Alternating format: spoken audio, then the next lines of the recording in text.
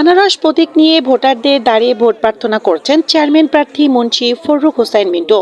আমাদের কাশিয়ানী প্রতিনিধি শেখ মোহাম্মদ পারভেজ জানাই, আগামী 21শে মে অনুষ্ঠিত হতে যাচ্ছে দ্বিতীয় ধাপের কাশিয়ানী উপজেলা নির্বাচনকে সামনে রেখে গণসংযোগ চালিয়ে যাচ্ছেন কাশিয়ানী উপজেলা পরিষদ নির্বাচনের চেয়ারম্যান প্রার্থী Munshi Farrukh Hossain Mintu.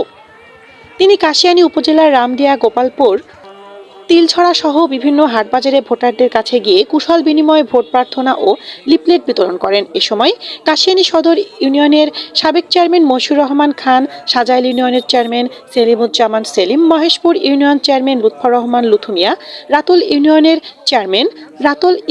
Chairman Anju, Kashiani M A.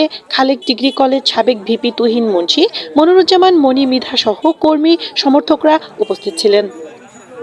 Chairman প্রার্থী আলহাজ মুন্সি ফররুখ হোসাইন মিন্টু বলেন, কাশিয়ানী উপজেলাকে একটি স্মার্ট ও আধুনিক উপজেলা করতে সকলকে ঐক্যবদ্ধ হয়ে আনারস প্রতীকে ভোট দিবেন। বঙ্গবন্ধুর কন্যা মাননীয় প্রধানমন্ত্রী শেখ হাসিনার হাতকে শক্তিশালী করে কাশিয়ানী উপজেলাকে স্মার্ট উপজেলা হিসেবে গড়ে তোলার লক্ষ্যে সারা জীবন কাজ করব।